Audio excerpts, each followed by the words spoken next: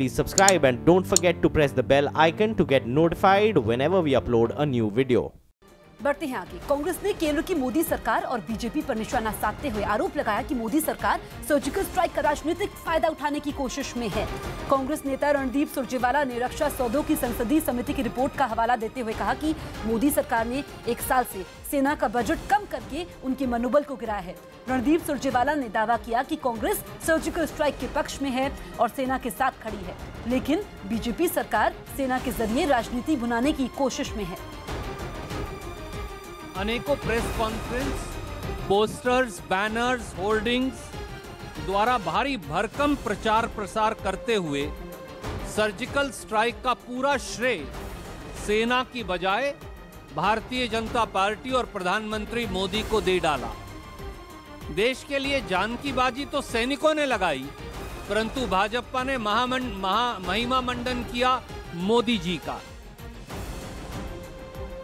भाजपा अध्यक्ष श्री अमित शाह ने तो हद ही कर डाली जब सेना के 70 सालों के गौरवशाली इतिहास और बलिदान का अपमान करते हुए 7 अक्टूबर 2016 को दिल्ली में एक प्रेस वार्ता में यहां तक कह डाला कि 68 सालों में भारतीय सेना पहली बार एलओसी के पार गई है, और यह भी भाजपा अध्यक्ष ने कहा कि वो सर्जिकल स्ट्राइक का राजनीतिक फायदा उठाएंगे।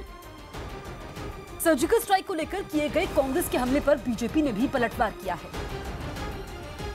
हमारे साथ केंद्रीय मंत्री मुख्तार अब्बास नकवी साहब हैं। नकवी साहब, कांग्रेस ने जो सर्जिकल स्ट्राइक का वीडियो आया है उसको कहा है कि ये कोशिश करती है बीजेपी, मोदी सरकार, कि सैनिकों के बलिदान का राजनीतिक फायदा उठाए। देखिए, जो सुरक्षा पर सनकी सियासत के सूत्रधार हैं, आज वो खुद सवाल के घेरे में खड़े हैं। जो लोग जो है वो देश की सुरक्षा, देश के सुरक्षा बलों पर बेशर्मी के साथ सवाल खड़ा करने की कोशिश कर रहे थे, फिर से एक बार वो एक्सपोज हुए। ये पहला मौका है जब सुरक्षा जैसे, राष्ट्रीय सुरक्षा जैसे संवेदनशील मुद्दे पर भी सवाल खड़े किए जा रहे थे, सियासी सवाल खड़े किए जा रहे थे। पूछा जा रहा था कि कितने बजे सर्जिकल स्ट्राइक हुई, कहाँ हुई, कितने लोग मरे, कितने लोग गए। एक तरफ सवाल यहाँ खड़ा किए जा रहे थे और दूसरी तरफ सीमा पार से कुछ लोग सवाल खड़े कर रहे थे। और मुझे लगता है कि ये जो सुरक्षा पर भी सनकी सियासत है और उस सियासत के सूत्रधार हैं, उन्हें आत्मचिंतन करना चाहिए, देश से माफी मांगनी चाहिए। करीब 2 साल पहले पाकिस्तान के कब्जे वाले इलाके में घुसकर हुई सर्जिकल स्ट्राइक का अब एक वीडियो सामने आया है। एलओसी पार करके हुई सर्जिकल स्ट्राइक का ये वीडियो पहली बार सामने आया है, जिसने इस पर सवाल उठाने वालों का मुंह बंद कर दिया। क्योंकि कश्मीर में पाकिस्तान के कब्जे वाले इलाके में हुई सर्जिकल स्ट्राइक का ये वीडियो सेना के ड्रोन और कमांडरों के हेलमेट पर लगे कैमरों ने ही रिकॉर्ड किया था। ये वीडियो सर्जिकल स्ट्राइक के समय आतंकियों के 4 ठिकानों की तबाही का सबसे बड़ा सबूत है, जिसे झुटलाया नहीं जा सकता। इस वीडियो में कमांडो के हमले से पहले आतंकियों की लॉन्चिंग पैड की तस्वीर है, तो हमले के समय उनकी तबाही का मंजर भी है, जो 29 सितंबर 2016 की सुबह 6 बजे आया था, जब पाकिस्तान के कब्जे वाले इलाके में घुसे सेना के कमांडो ने हमला शुरू किया। ये सर्जिकल स्ट्राइक उन लॉन्चिंग पैड पर हुई थी जहां पाकिस्तान ने जैश, लश्कर और हिज़्ब के आतंकियों को भारत में घुसपैठ करवाने के लिए इकट्ठा किया था। लेकिन सेना के कमांडो ने इतना जबरदस्त हमला बोला कि उसके मंसूबों पर पानी फिर गया। वीडियो के शुरू में ही नक्शे पर सर्जिकल स्ट्राइक का निशाना नंबर 1 सामने आया। फिर ड्रोन से रिकॉर्ड की गई तस्वीर में इस पर निशाने की जानकारी देने वाले अहम डेटा दिखे। अगले पल हेलमेट पर लगे कैमरे से ली गई उसी निशाने की तस्वीर आई। वहां घुसपैठ की तैयारी कर रहे कुछ आतंकी भी दिखे। इसके बाद इस निशाने पर हमले के वक्त और उससे पहले की तस्वीर एक साथ दिखी। फिर सामने आती है झोपड़ी नुमा कैंप की तबाही, जब एक धमाके से वो उड़ गया। फिर तो जैसे वहां दिवाली ही शुरू हो गई।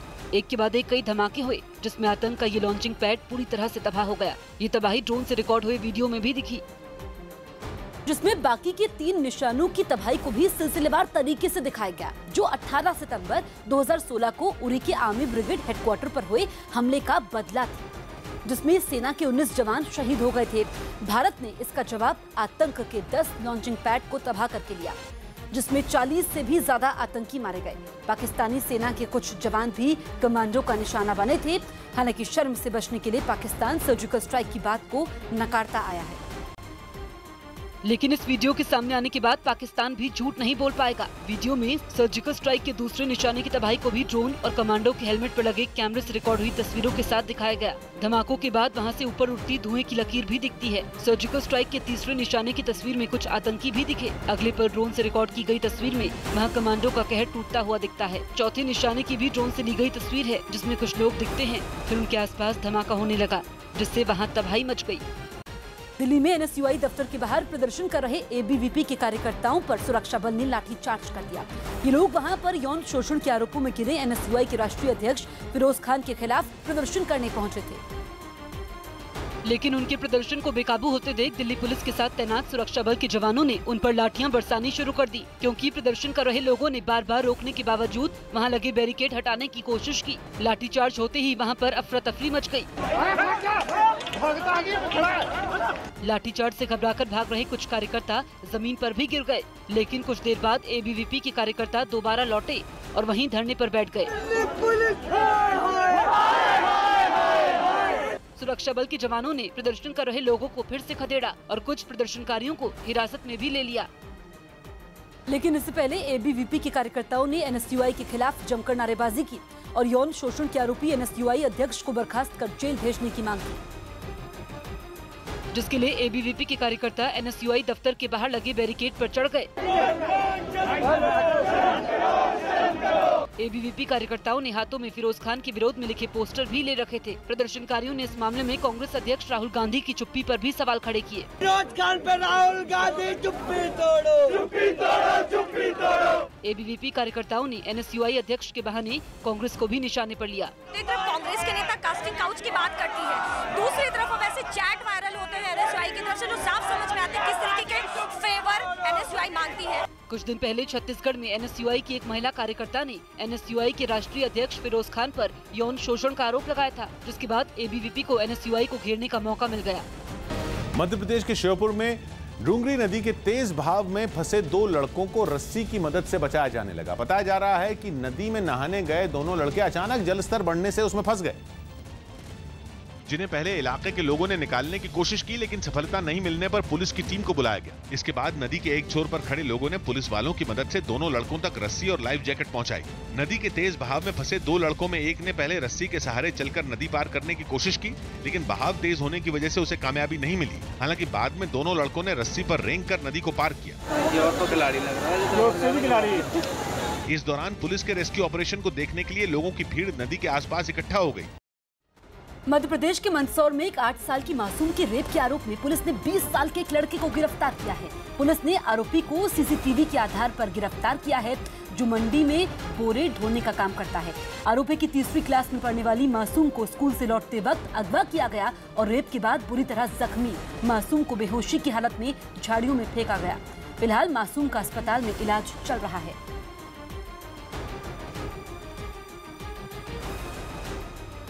और बच्ची काफ़ी बोल्ड है, उसके शरीर पर ढेर सारे चोट के निशान लगे हैं और संभवतः उसके साथ कुछ गलत काम भी किया गया है।